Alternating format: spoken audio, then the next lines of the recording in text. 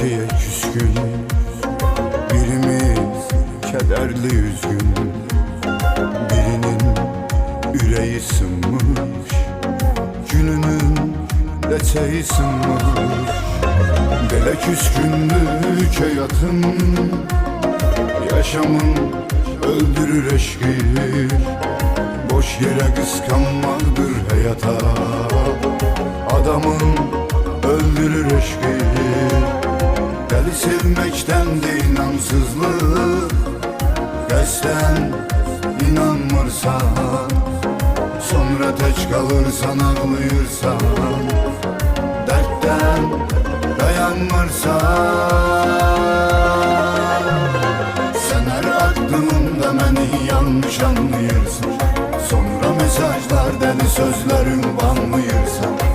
Benim kimim var Allah'ımdan senden başka, bizde küsüp barışmağa dertli anlayırsan. Elə istir kıskançlık, onu sevenler anlar. Bazen ondan ötürü ayrılır seven insanlar. Seni yitirmek istemirəm, şahidimdir Allah. Ömrüme senden yazılıp hatireler anlar.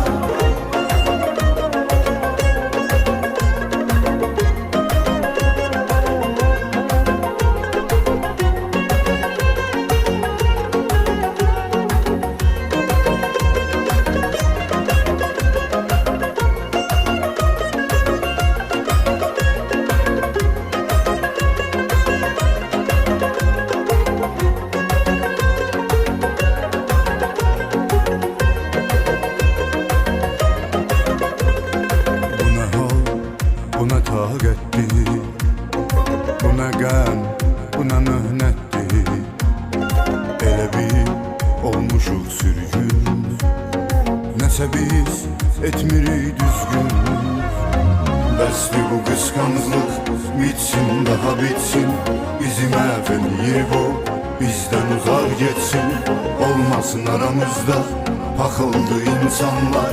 Zayıf oldu can biz, sevilir düşmanlar.